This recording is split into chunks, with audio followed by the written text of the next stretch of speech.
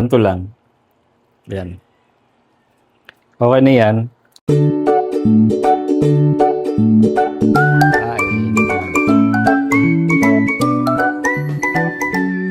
Sarap ng feeling. Ano ito? Hello mga papa, kumusta kayo? And welcome back ulit sa akin channel. So ngayong araw ay magluluto tayo ng special na ulam kasi request to ni Chachi. Yan, gusto niya daw na ulam ay atay. So kaya ang inisip ko ay mag-aadobong atay ako. Okay? Ayan. Ito yung nag-request ng ulam. Anong gusto mo ulam? Atay. Atay. Sige. Mag-aadobo tayo ng atay. Doon ka lang. Malun ka lang muna doon, be. Yan. Nakapagpainit na tayo dito. Yan, bumili lang ako ng kaunting atay. Ayan. So, ilalagay ko na dito yung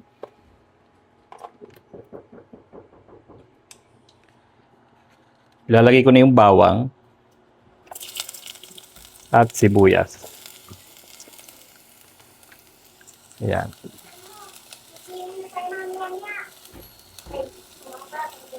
Ang aga-aga pa. O kaya nga. Nilagay ko na. Pag ito yung ginagamit kong lutuan, ito, hindi siya umiinit yung hawakan. Pero pag sa gasol, pag init ng katawan, init din to, hindi ko mahawakan. Pero dito kahit kumukulo na yan, hindi umiinit yung ganitong hawakan niya. Ang galing. Yan. Pwede ko nang ilagay yung atay. Ilalagay natin tong atay. Ayan. At favorite nitong batang to ang atay. Pag atay ang ulam, maraming nakakain. Tapos, ang gagawin ko, ayan.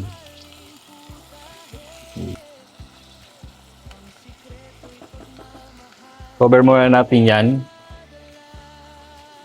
Ayan. Tapos, ang gagawin ko, magsasangag ako dito. Kasi nagsaing na ako kaninang umaga. Ayan. So, bahaw na siya. So, isasangag ko to. Masarap i-partner sa adobo is sinangag. Ayan. Isasangag ko to. At mayroon pa akong sinisisong doon na bumili nga pala ako ng palayo. Sinisison ko na. Yung parang nililinis, piniprepare bago gamitin ako. Pakita ko sa inyo. Ayan. So, naibabad ko na siya sa tubig. Halos 24 hours. Tapos, napahiran ko na siya ng mantika. Binilad ko na rin. Ang final ang final na gagawin ito ay papakulaan mo na lang. Ayan. Pangalawang beses ko na yung pakuluyan. Ayan. Kita nyo, malinaw na yung tubig. Oh, pwede na yan. So, papatayin ko na yan. Doon ako magluluto minsan ng sinigang na hipon, sinigang na isda, or gulay, di ba? Masarap kasi doon eh. Ayan, open na natin. Maglalagay na ako ng oyster sauce. Ayan.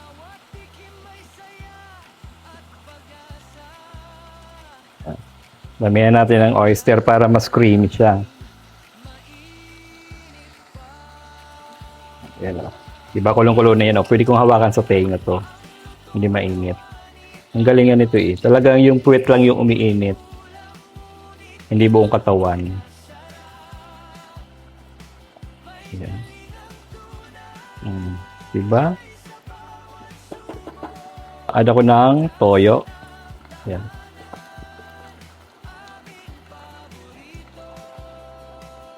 At suka. Yan. Kaunting tubig. Dahon ng laurel. At syempre maglalagay tayo dyan ng asukal, pang balanse. Ayan. Ganito lang. At magic sarap. Cover natin ulit yan. Ganun lang kadali magluto ng adobo, di ba? Ilalagay mo lang yung buong sangkap, tapos antayin mo na lang maluto. Siyempre, i-check mo pa rin, di ba? Baka mamaya magkulang ng sabaw, titikman mo kung may kulang sa sangkap. Tapos ngayon ay gagawin natin is magsasangag na tayo habang nakasalang yung atay natin. Doon ako magsasangag sa likod. Ayan. Ano yun? Parang napaso ako. So tara, magsasangag na tayo sa likod.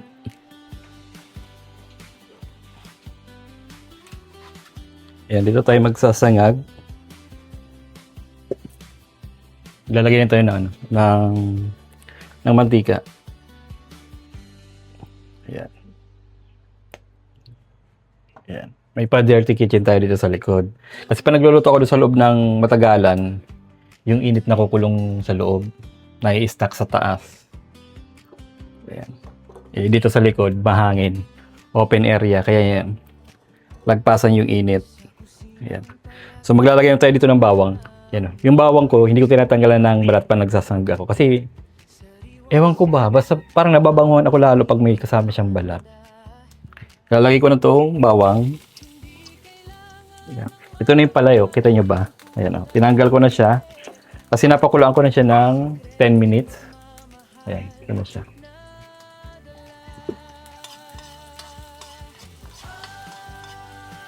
Di ba oh? Ang gandang tingnan pag may balat. Huwag ka na dito. Lagay ko na itong ating kanin.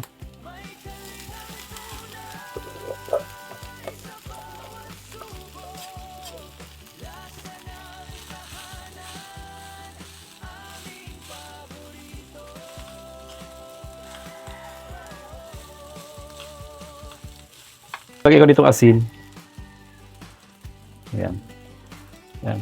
At magic sarap. Ayan. Ayan lang natin yan dyan. Haluin lang natin.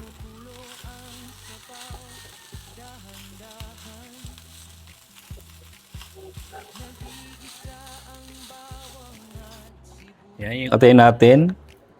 Bango na. Ang bango-bango na. Ayan. Ayan. Tikman na natin yan.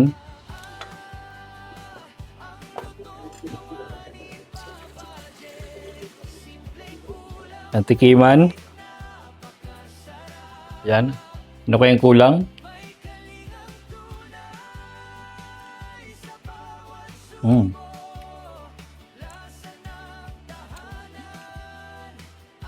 Hinahanap ako na kulang.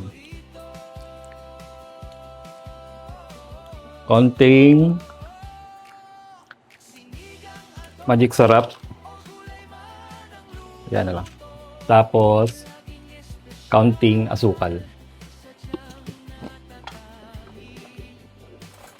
Counting asukal na lang. Yan. Ganito lang. Yan. Okay na yan. Antayin lang natin siya maiga ng kaunti. Ayan.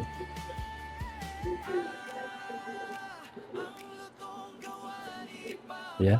Hintayin ko lang maiga ng kaunti. At kakain na tayo pagluto ng sinangag natin sa likod.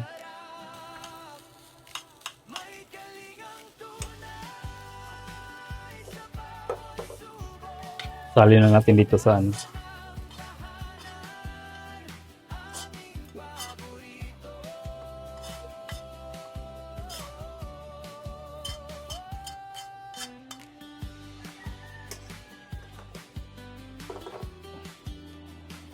Ayan, luto na yung atay natin.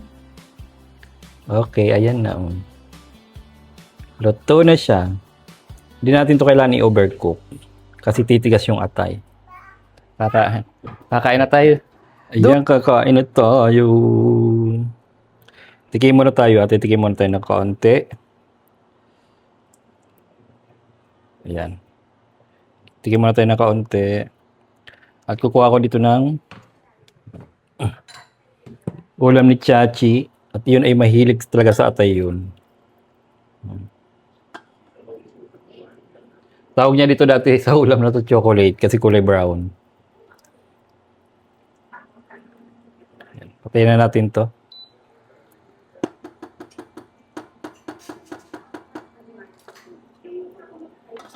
Ayan. So, tikiman muna tayo. Oh my God. Oh my God. Tikiman. Ayan ah. Tinignan natin. Masarap nito, may anghang. Kaso hindi ko nalagyan at may bata ang kakain. Oh, si Chachi lang naman nag-request itong atay eh. Ang plano ko sana is isda na naman. Kaso ano, matrabaho. Pag dala-dalawa yung niluluto mo, eh may kakain na bata eh. Dito kasi natulog. Kaya pagising, naghahanap ng pagkain. Mabuti nagsaing agad ako. Yan, ito yung atay natin. Sarap nito, may sili. Saka masarap yung adobo na may kalamansi.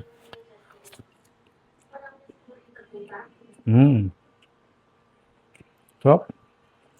Lambot ng atay.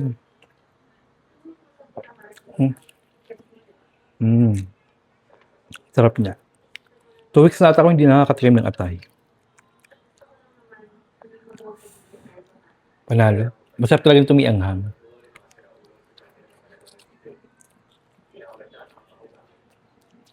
Mamaya yung tira, lalagyan ko ng sili. Bubukura ko lang si Tati.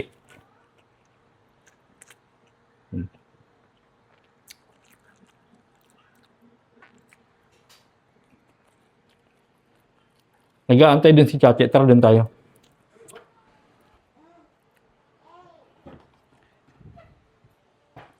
Ilagay mo na dyan. Dito. Oo. Nga.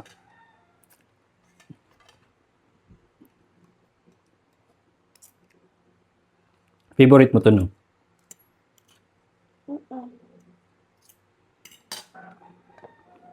Hi ka sa camera. Hi. Hi. Ayan, kain na. Pinidor. Kain tayo. Sabihin mo, kain tayo. Bilis. Kain tayo. Doon, titingin ka doon. Tingin ka doon. Sabi mo, kain tayo. Bilis. Ayaw ka. Di mo naman alam kung paano gumamit. Ang toaster. Winter mo yan. Kapag ganyan.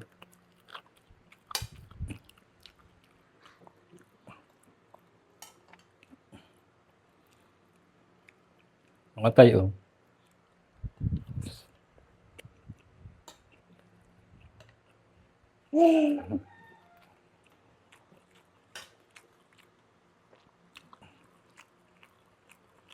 Dami.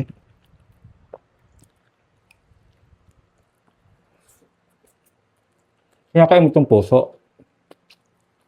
Ito. Tapa. Puso. Kinakain mo ito?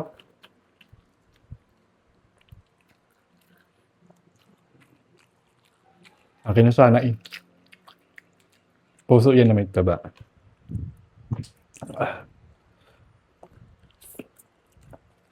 So hanggang dito lang mga kapapa, kung gusto nyo itong ulam na request ni Chachi na adobong atay. So huwag nyo kalimutan i-like, i-share, at mag-subscribe sa aking YouTube channel. Thank you for watching. Bye-bye! Kabay doon.